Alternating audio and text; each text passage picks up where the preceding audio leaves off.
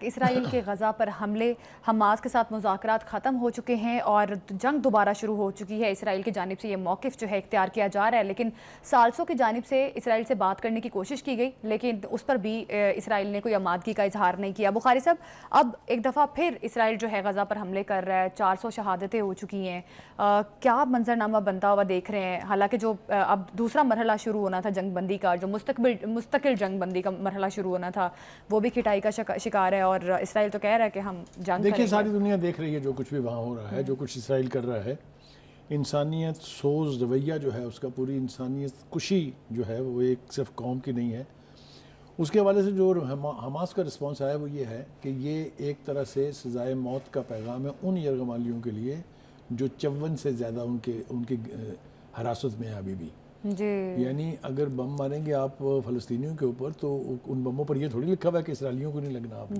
تو ایک تو انہوں نے یہ وارننگ دی ہے کہ اگر ہم مریں گے تو ساتھ وہ بھی مریں گے، ظاہر ہے۔ دوسری بات یہ ہے کہ سعودی عرب پہلی دفعہ بہت کھل کے بولا ہے اس حوالے سے، مجھے بڑی خوشی ہے اس بات کی۔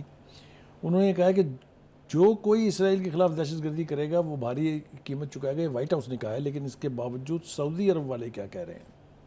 سعودی عرب والے کہہ رہے ہیں کہ اس وقت صورتحال یہ ہے کہ آپ وہاں امن کی کوشش کریں۔ بالکل، وہاں پر جنگ کسی کے مفاد میں نہیں ہے، نہ وہ آپ کے مفاد میں ہے نہ کسی اور کے مفاد میں ہے۔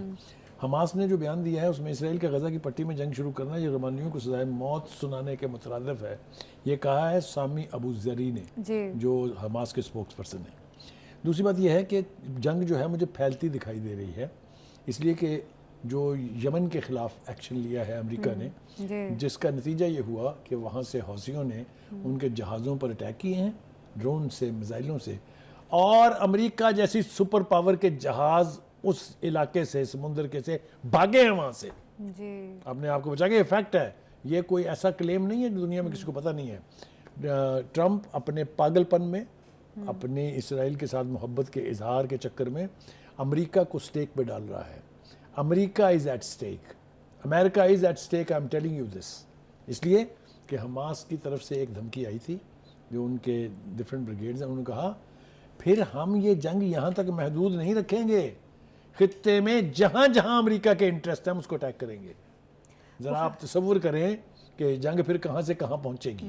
اسی لیے کہا جا رہا تھا کہ مشرق وسطیٰ ایک آگ کا وہ سمندر ہے جو اگر پھیلے گا تو پوری دنیا کو اپنی گرفت میں لے گا، اور یہ تھرڈ ورلڈ وار کی طرف ہم جائیں گے۔ بخاری صاحب، ڈونلڈ ٹرمپ کی وہ سٹیٹمنٹ کہ میں جنگ بندی کرواؤں گا، غزہ جنگ بندی کا وہ کچھ حد تک کریڈٹ بھی لیتے رہے، اب ان کی سٹیٹمنٹ کہاں سٹینڈ کرتی ہے؟ کیونکہ انہوں نے پہلے کہا، جب پہلا مرحلہ تھا غزہ جنگ بندی کا اسرائیل کے ساتھ، ان کو یہی کہا گیا کہ ایکسٹینڈ کریں اس مرحلے کو اور جتنے مغوی ہیں ان کو رہا کیا جائے، اور اب پھر انہوں نے یہ بھی کہا تھا کہ اگر حماس ایسا نہیں کرتا تو پھر سنگین نتائج جو ہیں حماس کو بھگتنے پڑیں گے، اور وہ اب کیا جا رہا ہے اسرائیل کی جانب سے۔ اور دوسرا Trump, they are compulsive liars، جھوٹ بولتے ہیں وہ۔ ایک ویڈیو ابھی ریلیز ہوئی ہے جس میں یہ ٹرمپ صاحب جو ہیں یہ اپنے کنورٹ کر رہے ہیں جیوازم کو، یہودیوں کو، یہودی بن گئے ہیں وہ، پیچھے وہ بھی پہنی ہوئی تھی انہوں نے، اور وہ حلف اٹھا رہے ہیں وہاں پر، دیکھا آپ نے نا وہ۔ لہٰذا ان کے دل میں اسرائیل سے زیادہ، ان کے دل سے زیادہ کسی اور میں محبت نہیں ہے۔ تو اب ہمیں سمجھ آ گیا ہے کہ he is not acting as a president of United States of America, he is acting as a Zionist. بالکل میں ذمہ داری سے کہہ رہا ہوں۔ اور ابھی لگ رہا ہے نا کہ کچھ نہیں ہوا، بڑی بڑی مملکتیں ہم نے گرتی دیکھی ہیں۔ ہٹلر کوئی کمزور آدمی تھا؟ جرمنی ویک تھا؟ ہم نے گرتا دیکھا نا، ہماری آنکھوں کے سامنے ہوا۔ یہی حال ہوتا ہے جو دنیا میں یہ سمجھ لے کہ میں سب سے بڑا ہوں، میں سب سے طاقتور ہوں، وہ اوپر جو بیٹھا ہے وہ پھر اس کے غرور کو کیسے خاک میں ملاتا ہے۔ یہ جنگ کیا رخ اختیار کرے گی آج کہنا ہمارے لیے شاید ممکن نہیں ہوگا، لیکن ایک بات میں وثوق سے کہہ سکتا ہوں کہ یہ ٹھیک ہے کہ گھر ہمارے جلیں گے، لیکن گھر آپ کے بھی ادھر ہی ہیں، بچتے آپ بھی نہیں ہیں۔ نیتن یاہو کو اس کی قیمت چکانی پڑے گی، جو انسانی جانوں کے ساتھ اس نے کھلواڑ کیا ہے، جو معصوم فلسطینیوں کی زندگیاں اس نے عذاب کی ہیں، یہ نہیں ہو سکتا کہ وہ اس کی قیمت نہ چکائے۔ بخاری صاحب، جس طرح سے اسرائیل کو بیک تو کر رہا ہے امریکہ، اور پہلے بھی کرتا رہا ہے اس طرح سے، اب 400 لوگ شہید ہو گئے ہیں، آپ کو کیا لگ رہا ہے یہ جنگ جو ہے اب طویل مدت تک جاری رہے گی؟ پہلے بھی 15-16 مہینے جو لب و لہجہ میں نے سعودی عرب کا دیکھا ہے، مجھے لگ رہا ہے یہ کہ اب لوگوں کو یہ احساس ہو رہا ہے کہ بات حد سے بڑھ گئی ہے. ہاں ابھی مجھے حیرت ہے یہ کہ چائنا اور رشیا کیوں خاموش ہے. بالکل ان کو اب اس انٹرنیشنل ارینا میں آنا پڑے گا, اس کے بغیر کوئی چارہ نہیں ہے. بالکل اس لیے کہ جس طریقے سے اسرائیل دمشق میں گھس رہا ہے, سیریا میں گھس رہا ہے, وہاں سب سے بڑا اڈا ہے روس کا, اگر آپ کو میں یاد دلاؤں تو اتنی کھلی چھوٹ نہیں دی جا سکتی کہ ٹرمپ اور نیتن یاہو جو چاہیں کریں. میرا خیال سے ابھی بھی حالات دنیا کے اتنے برے نہیں ہیں.